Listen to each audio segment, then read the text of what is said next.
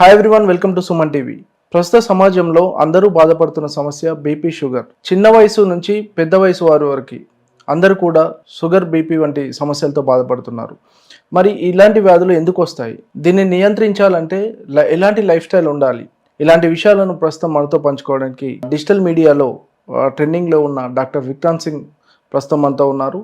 ఆయనను అడిగి ఆయన మాటల్లో తెలుసుకుందాం. సార్ నమస్తే.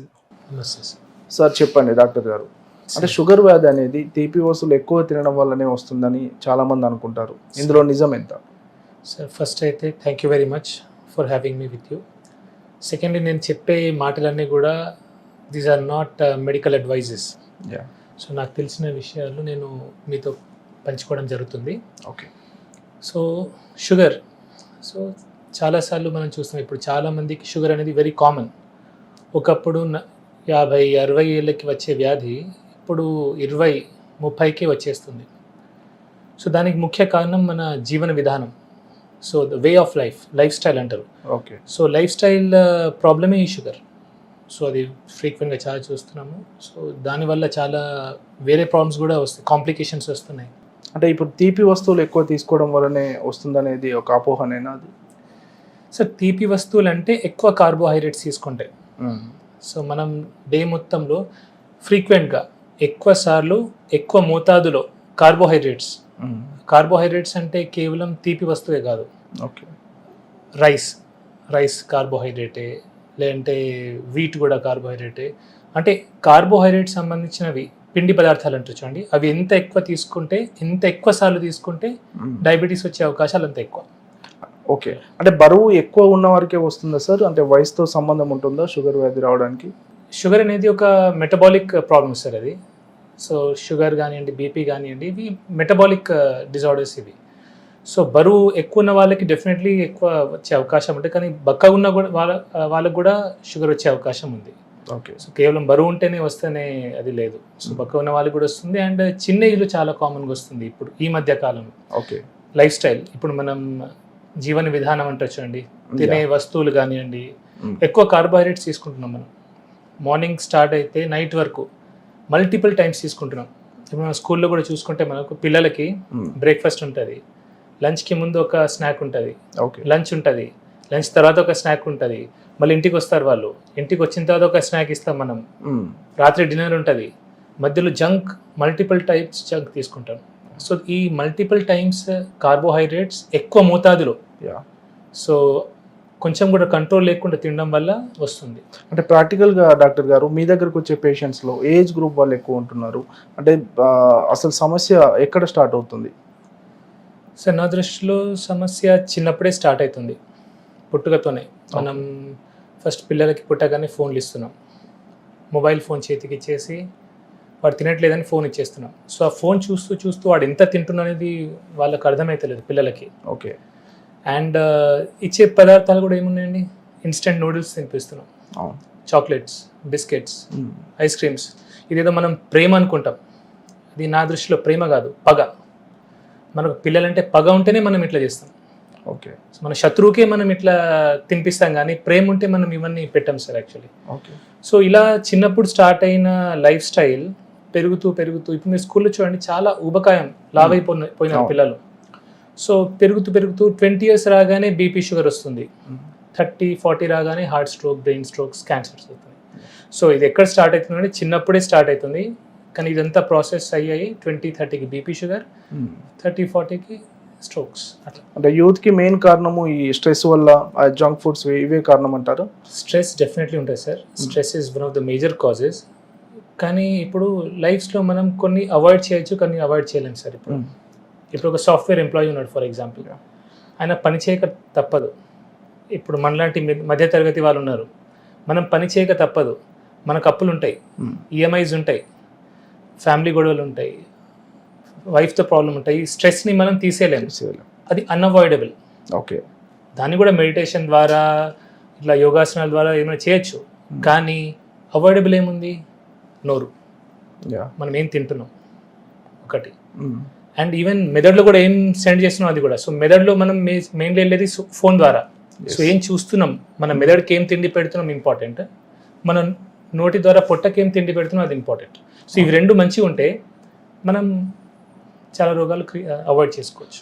ఓకే సార్, ఈ షుగర్ విషయంలో చూసుకున్నట్టయితే చాలామంది ఇన్సులిన్ వాడతారు, కొంతమంది ట్యాబ్లెట్స్ వాడతారు. అంటే ఇన్సులిన్ అంటే చాలామంది భయపడుతూ ఉంటారు. అసలు ఇన్సులిన్ ఒక్కసారి వాడడం మొదలు పెడితే అంటే లైఫ్ టైం వాడాల్సి ఉంటుందా? సార్ యాక్చువల్లీ ఒక కాన్సెప్ట్ ఉంది సార్, దాన్ని కీటోజెనిక్ డైట్ అంటారు. ఓకే. ఒక తినే పద్ధతి.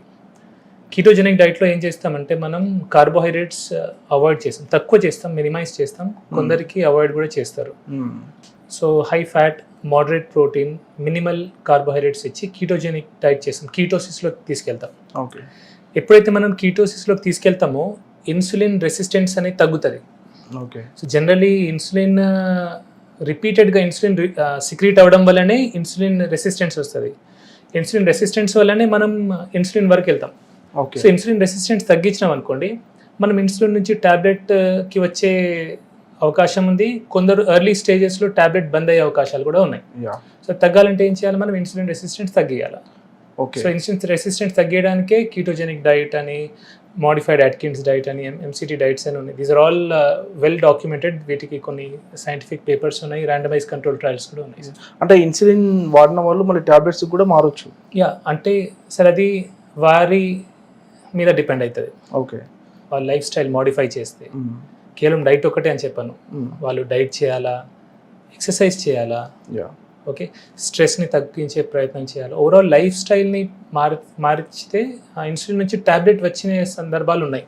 ఓకే సార్, అంటే ఒకవేళ లైఫ్ స్టైల్ మారిస్తే, వాళ్ళ జీవన విధానం మార్చుకుంటే కనుక అంటే షుగర్ని పూర్తిగా కంట్రోల్ చేయవచ్చా? యా, ఎర్లీ స్టేజెస్లో నేను చూశాను సార్, నా దగ్గర కొందరు పేషెంట్స్ ఉన్నారు, ఎర్లీ స్టేజెస్లో అది రివర్సల్ కూడా అయింది. Yeah. So it is life style problem actually. So social మీడియాలో మనం తరచుగా వింటుంటాం డయాబెటీస్ రివర్సల్ అని, అంటే అది చేయొచ్చు అంటారా సార్? రివర్సల్ అయ్యే ఛాన్స్ పాసిబుల్ ఉంది, కానీ ఒకటే, ఇప్పుడు నేను చెప్పాను కదా అని అందరూ కీటోజెనిక్ డైట్ చేయడం వల్ల స్టార్ట్ చేయకూడదు. Okay. It is to be done under A medical supervision. ఒక డాక్టర్, మీ డాక్టర్ ఎవరైతే ఉంటారో మీ డాక్టర్ యొక్క సూపర్విజన్లోనే మీరు చేసుకోవాలా.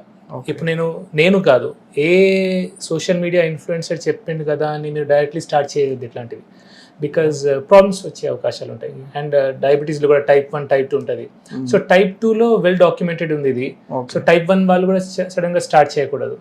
సో టైప్ 2 వాళ్ళు మీ డాక్టర్ యొక్క సూపర్విజన్లో, పర్యవేక్షణలో ఇట్లాంటివి ట్రై చేయొచ్చు. అంటే ఎర్లీ స్టేజెస్లో సార్ ఇది ఎలా గుర్తించవచ్చు? ఒకవేళ గుర్తిస్తే వెంటనే ఎలా చెకప్ చేయించుకోవాలి? సార్ ఎర్లీ స్టేజెస్లో అంటే సిమ్టమ్స్ ఉంటాయి సార్, ఎక్కువ ఆకలి కావడము, దాహం కావడము, కొందరికి తిమ్మిర్లు రావడము, కొందరికి వెయిట్ లాస్ కావడము, multiple ways how you can. So but ఇప్పుడైతే లక్కీలీ స్క్రీనింగ్ చాలా ఎర్లీగా అయిపోతుంది, బ్లడ్ టెస్ట్లు చాలా ఫ్రీక్వెంట్గా చేయించుకుంటున్నారు. ఒకప్పుడు లేట్ అయ్యేది, ఇప్పుడు ఎర్లీ స్టేజ్లో టెస్ట్ జరుగుతున్నాయి కాబట్టి ఎర్లీగా తెలిసిపోతుంది. అంటే ఇప్పుడు మనం ఎర్లీగా సార్ మనము షుగర్ కన్ఫర్మ్ అయిన తర్వాత ఫస్ట్ నుంచి కూడా మెడిసిన్స్ వాడుతూనే ఉండాలా? అంటే సార్ అదే చెప్తున్నా కదా sir, if life style modify చేసుకుంటే ఎర్లీ స్టేజెస్లో మనం అవాయిడ్ చేయొచ్చు, డిపెండింగ్ ఆన్ మీరు మీ సిచ్యువేషన్ ఎట్లుంది. ఇప్పుడు చాలా మంది ఉంటారు వాళ్ళు డైట్ చేయలేరు. నా దగ్గర 2 రకాలుగా వస్తారు సార్, డైట్ చేయలేము సార్, నేను అసలు నాకు వీలు కాదు, మాకు వండడానికి ఎవరు లేరు, నాకు తినకుండా ఉండలేను, అన్నం తినకుండా ఉండలేము, వారు ఖచ్చితంగా టాబ్లెట్ వేసుకోవాల్సిందే, వేరే మార్గం లేదు. కానీ కొందరు ఏంటంటే సార్ నేను ఏమైనా కానీ సార్ నేను టాబ్లెట్ వేసుకోను, నా లైఫ్ ఎండ్ అయిపోతుంది అంటే కొందరు పేషెంట్స్ ఉంటారు, నా లైఫ్ ఎండ్ అయిపోయిందా సార్, నేను ఇప్పుడే షుగర్ టాబ్లెట్ వేసుకోవాలా అని అంటారు. నేను వాళ్ళకి సజెస్ట్ చేస్తాను. సో నేను ఎప్పుడు కూడా నా దగ్గర వచ్చే పేషెంట్స్కి మార్గాలు చూపిస్తాను సార్. సో దే షుడ్, వాళ్ళకి ఒక ఇన్ఫర్మేషన్ ఇస్తాను. అంటే తక్కువ మందులు రాసి మీరు ఎక్కువ లైఫ్ స్టైల్ చేస్తారని విన్నాము. అది ఎంతవరకు సక్సెస్ అవుతుంది సార్? డెఫినెట్లీ సార్, చాలా వరకు బెనిఫిట్ అవుతుంది. ఎందుకంటే సార్ ఇప్పుడు ఏదైతే రూట్ కాజ్, మూలం అనేది మనకు తెలిస్తే మనం 10 మందులు రాయాల్సిన అవసరం లేదు. అలానే నేను మందులు రాయనని కాదు, మందులు రాస్తాను, ఏవైతే చాలా ముఖ్యం ఉంటాయో అవి రాస్తాను. ఎక్సెస్ పిల్ బర్డన్ ఇయ్యను నేను పేషెంట్ మీద, ఎక్కువ టాబ్లెట్స్ వేసేసి 10 గోళీలు అట్లాంటిది 1, 2, 3 అయితే మేజర్ కాజ్ రూట్కి ఉంటాయో. సపోజ్ షుగర్ పేషెంట్ ఉన్నారు, ఇప్పుడు ఇంతకుముందు చెప్పినట్టుగా షుగర్ పేషెంట్ టాబ్లెట్ డైట్ చేయలేనంటే షుగర్ టాబ్లెట్ ఒకటి ఇస్తాను. అండ్ కొందరు heart patient, brain stroke patients ఉంటారు, వాళ్ళకి ఆస్పిరిన్, యాంటీప్లేటెట్స్ అట్లాంటివి ఇస్తాను. ఓకే. అంటే ఇప్పుడు డయాబెటిక్ పేషెంట్స్ రోజువారీ జీవితంలో 3 ఖచ్చితంగా పాటించాల్సిన సూత్రాలు ఏమున్నాయంటే? 3 ఖచ్చితంగా పాటించాల్సిన సూత్రాలు సార్. ఒకటి exercise. Yeah. First very important thing is exercise. ఖచ్చితంగా ఎక్సర్సైజ్ చేయాలా. ఎక్సర్సైజ్ చేస్తే మనకు ఆక్సిడేటివ్ స్ట్రెస్ తగ్గుతుంది బాడీ మీద yeah. And mitochondrial health improve అవుతుంది. ప్రతి సెల్ లోపల మైటోకాండ్రియా అని ఒకటి ఆర్గనెల్ ఉంటుంది. ఎస్. ఇప్పుడు మనకు జనరేటర్ ఎలాగో ఈ ఆఫీస్కి అలాగా సెల్ లోపల ఒక మైటోకాండ్రియా అని ఆర్గనెల్ ఉంటుంది. దాని హెల్త్ బాగుండాలంటే మనం ఖచ్చితంగా ఎక్సర్సైజ్ చేయాలి. ఓకే. సో ఎక్సర్సైజ్ చేయాలి ఒకటి. సెకండ్లీ డైట్ మీద మనం కాన్సన్ట్రేట్ చేయాలా. ఎక్కువ కార్బోహైడ్రేట్స్ తీసుకోకుండా మినిమల్ పెట్టుకోవాలా. యా. ఓకే. అండ్ దాంట్లో కూడా ప్రాసెస్డ్ ఫుడ్స్ లాంటివి అలాంటివి తీసుకోకపోతేనే మంచిది. ఓకే. ప్రాసెస్డ్ ఫుడ్స్ అంటే ఇన్స్టెంట్ నూడిల్స్ కానివ్వండి, బిస్కెట్స్, హోల్ ఫుడ్స్ తీసుకోవాలి. యా. హోల్ ఫుడ్స్ తీసుకుంటే మంచిది. అండ్ ఆఖరికి వీలైనంత వరకు స్ట్రెస్ తగ్గించుకోవాలి. సో మెంటల్ స్ట్రెస్ అనేది ఉండదు సార్. బికాస్ స్ట్రెస్తో కూడా షుగర్ అనేది కంట్రోల్ ఉండదు. ఈ మధ్య సార్ కొంతమంది సెలబ్రిటీలను చూసుకుంటే లావు తగ్గడానికి అంటే షుగర్స్కి ఇవ్వాల్సిన ఇంజెక్షన్స్ కూడా వాడుతున్నారు. దానివల్ల ఇమీడియట్గా కూడా లావు తగ్గుతున్నారు. అంటే ఇది కరెక్టే అంటారా? సార్ ఇది నా పర్సనల్ అడ్వైస్, నా పర్సనల్ ఒపీనియన్. నాకు ఇట్లాంటివి పెద్ద నచ్చదు సార్. ఓకే. ఎందుకంటే ఒక ఓజెంపిక్ అంటారు అలాంటివి, దాని లాంగ్ రన్ సైడ్ ఎఫెక్ట్స్ ఏమున్నాయో మనకు తెలియదు. సో నిజంగా సెలబ్రిటీస్ అవి తీసుకున్నారా మనకు తెలియదు. ఓకే. చాలా మంది తీసుకున్నాను అంటారు కానీ తీసుకోరు. వాళ్ళ ప్రమోషన్ కోసం వాళ్ళకి డబ్బులు వస్తాయి. సో జస్ట్ ఫర్ మనీ కొందరు చేయొచ్చు, అట్లా తెలియదు. I'm just saying. సో అలాంటప్పుడు మనం గుడ్డిగా వాటిని చేయకపోతేనే. అంటే ఇలాంటి ఓజెమిక్ ఇంజెక్షన్స్ అంటే షుగర్ పేషెంట్స్ వాడొచ్చు? నేనైతే ఇలాంటి ఇంజెక్షన్ సజెస్ట్ చేయండి సార్. మై పర్సనల్ ఒపీనియన్ ఇది. బికాజ్ నేను అంత స్పెషలిస్ట్ని కాదు ఆ ఫీల్డ్కి సంబంధించి. నేనైతే నా పేషెంట్స్కి కొందరు అడిగారు, నేను I said it is not మంచిది కాదని చెప్పాను సార్, నా ఒపీనియన్లో. అంటే మీరు చూసుకుంటే సార్ టీలో షుగర్ వాడడం, దీనివల్ల షుగర్ అంటే టీలో షుగర్ వేసుకోకపోతే షుగర్ కొంత కంట్రోల్లో ఉంటుందని, ఇవన్నీ నిజమేనా సార్? నిజమే సార్. ఎందుకంటే మనం ఇండియన్స్ యావరేజ్గా మీరు ఎన్ని టీలు తాగుతారు సార్ రోజు? 3 times ఆల్మోస్ట్. 3 times తాగుతారు. 3 times మీరు షుగర్ వేసుకొని తాగుతారు. సపోజ్ 3 times మీరు షుగర్ వేసుకున్నప్పుడు అలా షుగర్ గ్లూకోజ్ స్పైక్ వస్తుంది, ఇన్సులిన్ స్పైక్ వస్తుంది. దానివల్ల ఇన్సులిన్ రెసిస్టెన్స్ వస్తుంది. అదే షుగర్కి దారితీస్తుంది. సో మీరు 3 పూటలు టీ తాగి దానిలో షుగర్ తీసేయండి. సో 3 times మీరు గ్లూకోజ్ స్పైక్ని అవాయిడ్ చేస్తున్నారు. సో ప్రాబ్లం ఏంటంటే మనం ఎప్పుడైతే టీలో చక్కెర ఇస్తామో సడన్ గ్లూకోజ్ స్పైక్ వచ్చి సడన్ ఫాల్ అవుతుంది. ఓకే. సో అది చాలా డేంజరస్. సో అందుకే ఇన్సులిన్ రెసిస్టెన్స్ వస్తుంది. సో అవాయిడ్ చేస్తే మంచిది. ఇప్పుడు వైట్ రైస్ కూడా పూర్తిగా మానేయాల్సి ఉంటుంది సార్ షుగర్ వచ్చిన వాళ్ళు? సార్ వైట్ రైస్ ఇప్పుడు మనం సౌత్ ఇండియన్ సార్, తెలంగాణ వాళ్ళం, ఆంధ్ర వాళ్ళము. వైట్ రైస్ మనం అలవాటైంది మనకు, కొద్దిగా తీసుకోవాలా. ఓకే. నేనైతే వైట్ రైస్ని బ్రౌన్ రైస్ మీద ప్రిఫర్ చేస్తాను నేను పర్సనల్లీ. ఎందుకంటే బ్రౌన్ రైస్లో ఫైటేట్స్ ఉంటాయి, ఫైటిక్ యాసిడ్ ఉంటుంది, and arsenic toxicity, arsenic levels కూడా కొంచెం ఎక్కువ ఉంటాయి బ్రౌన్ రైస్లో. సో నా దృష్టిలో వైట్ రైసే బెటర్, కానీ తక్కువ తినాలా. అండ్ కొంచెం నెయ్యి వేసుకుంటే ఏమైతే అంటే దాన్ని గ్లూకోజ్ సడన్ స్పైక్ రాదు, స్లో ఉంటారు. అంటే డయాబెటీస్ పేషెంట్స్ బ్రేక్ఫాస్ట్ విషయంలో కానీ, లంచ్ విషయంలో కానీ, డిన్నర్ విషయంలో కానీ ఎలాంటి ఆహార నియమాలు పాటించాలంటారు? అంటే ఖచ్చితంగా ఇలాంటి ప్రోటీన్ కానీ ఇది వాడాలి? Definitely sir. ప్రోటీన్ ప్రతి మీల్లో ప్రోటీన్ ఉండాలి సార్. అది డయాబెటిక్ కానివ్వండి, హైపర్టెన్సివ్ కానివ్వండి, లేదంటే నార్మల్ హ్యూమన్ బీయింగ్స్ కూడా, నార్మల్ వ్యక్తులను కూడా, మనం అందరం కూడా ప్రతి మీల్లో ప్రోటీన్ ఖచ్చితంగా ఉండాలి. అన్ఫార్చునేట్లీ మనం ఇండియన్స్ సఫిషియంట్ ప్రోటీన్ తీసుకోవట్లేదు. కార్బోహైడ్రేట్ ఓవర్లోడ్ ఉంది, వెరీ లెస్ ప్రోటీన్ ఉంది. ఓకే. సో ఈ మెటబాలిక్ డిజార్డర్స్ అన్ని దానివల్లనే, బీపీ, షుగర్ రావడానికి మెయిన్ కారణం అదే. సో నేను నా పేషెంట్కి అడ్వైస్ చేస్తాను ఏంటంటే ప్రతి మీల్లో ప్రోటీన్ ఉంచుకోండి. సపోజ్ వెజిటేరియన్స్ ఉంటే వాళ్ళు పప్పులు తినొచ్చు, డ్రై ఫ్రూట్స్ తినొచ్చు, ఇలాంటివి తినొచ్చు, అండ్ ఫైబర్ కూడా తీసుకోవాలి వాళ్ళు.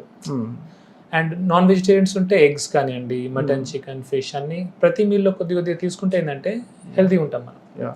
సార్ షుగర్ని మామూలుగా సైలెంట్ కిల్లర్ అంటారు కదా, అంటే తెలియకుండానే బాడీలో ఆర్గాన్స్ చాలా నష్టపరుస్తాం. అంటే మెయిన్గా ఎలాంటి ఆర్గాన్స్ మీద ఎఫెక్ట్ పడుతూ ఉంటాయి సార్? షుగర్ వల్ల డయాబెటిక్ నెఫ్రోపతి, కిడ్నీ పాడవుతుంది. డయాబెటిక్ రెటైనోపతి, కళ్ళు పాడవుతాయి. డయాబెటిక్ న్యూరోపతి, నరాలు పాడవుతాయి. డయాబెటిక్ కార్డియోమయోపతి, గుండె పాడవుతాయి. ఇవన్నీ కావడానికి కారణం ఏంటంటే మన బ్లడ్ లోపల only 4 to 5 grams of sugar ఉండాలి sir at any point of time. So మనకు ప్రతిసారి ఇన్సులిన్ ఎందుకు రిలీజ్ అవుతుంది ప్యాంక్రియాస్ నుంచి అంటే బ్లడ్ లోపల 4 to 5 grams కంటే ఎక్కువ షుగర్ ఉంటే అది చాలా డేంజరస్. అదేం చేస్తుంది అంటే ఈ రక్త నరాలని డ్యామేజ్ చేస్తాయి, ఇన్ఫ్లమేషన్ అంటారు. సో ఇన్ఫ్లమేషన్ వల్ల ఏమైతే ఎండ్ ఆర్గన్ డిసీజ్ వస్తాయి. ఓకే. సపోజ్ కిడ్నీకి సప్లై చేసే బ్లడ్ వెజల్లో ఏదైనా ఇన్ఫ్లమేషన్ వస్తే కిడ్నీ పాడవుతుంది. బ్రెయిన్కి సప్లై చేసే బ్లడ్ వెజల్లో రక్తనరం లోపల ఇన్ఫ్లమేషన్ వస్తే బ్రెయిన్ స్ట్రోక్ వస్తుంది. ఓకే. గుండె దానికైతే హార్ట్ స్ట్రోక్ వస్తుంది. సో ఇన్ఫ్లమేషన్ తగ్గాలంటే మనం తక్కువ క్వాంటిటీలో కార్బోహైడ్రేట్స్ తీసుకోవాలి. Okay sir. ఇప్పుడు డయాబెటీస్ ఉన్న వాళ్ళు sir correct life style follow అయ్యి మళ్ళీ రివర్స్ డయాబెటీస్ అయిన సిచ్యువేషన్లో మళ్ళీ మందులు వాడాల్సిన అవసరం ఉండదు ఇక వాళ్ళకి? డయాబెటీస్ రివర్సల్ ఉంటే అవసరం ఏముంటుంది సార్? అంటే మళ్ళీ వచ్చే ఆస్కారం అట్లా ఏముండదు? వాళ్ళ లైఫ్ స్టైల్ మేనేజ్ చేయాలా సార్? ఇప్పుడు సింపుల్ సార్, ఇప్పుడు మనకు తలనొప్పి వచ్చింది, తలనొప్పి గోలేసుకున్నాము. ఓకే, కాలు నొప్పి వచ్చింది, కాలు నొప్పి గోలేసుకున్నాం. మనం తలనొప్పి లేనప్పుడు తలనొప్పి గోలేసుకోం కదా. సో షుగర్ కూడా అలాంటి నొప్పి. కానీ మనం తలనొప్పికి సంబంధించిన పనులన్నీ చేసి సపోజ్ ఎక్కువ ఆల్కహాల్ తీసుకున్నాం అనుకోండి, హ్యాంగ్ ఓవర్ వస్తుంది. హ్యాంగ్ ఓవర్ వచ్చినాక ఏం చేస్తాం? గోలేసుకుంటాం. మీరు ఆల్కహాల్ తాగలేదు అనుకోండి, మీకు హ్యాంగ్ ఓవర్ రాదు, మీరు పెయిన్ కిల్లర్ వేసుకోవాల్సిన అవసరం లేదు. షుగర్ కూడా ఆల్మోస్ట్ అంతే, అంటే ఎగ్జాక్ట్లీ అంతా అనట్లేదు, బట్ యూ కెన్ సీ. మీరు సపోజ్ ఎక్కువ కార్బోహైడ్రేట్స్ తీసుకున్నారనుకోండి, దాంతో మీకు డ్యామేజ్ అవుతుంది, షుగర్ లెవెల్స్ పెరుగుతాయి. సో తక్కువ తినాలా. ఓకే. ప్రతి మీల్లో ప్రోటీన్ తీసుకొని, ఫైబర్ కంటెంట్ తీసుకొని, తక్కువ కార్బోహైడ్రేట్స్ తీసుకుంటే షుగర్ స్పైక్ రాదు, కాబట్టి షుగర్ గోళీలు అవసరం లేదు. సార్ జెనెటిక్స్ ప్రభావం ఎలా ఉంటుంది సార్? అంటే వంశపారంపరంగా వచ్చే అవకాశాలు ఉంటాయి? డెఫినెట్లీ ఉంటాయి సార్. మోస్ట్లీ టైప్ 1 డయాబెటీస్లో ఎక్కువ ఉంటుంది, టైప్ 2లో తక్కువ, బట్ టైప్ 2లో కూడా ఉండొచ్చు. అంటే డయాబెటీస్ వస్తే ఈ 3 కంపల్సరీగా మానేయాలి అంటే ఏ 3 చెప్తారు?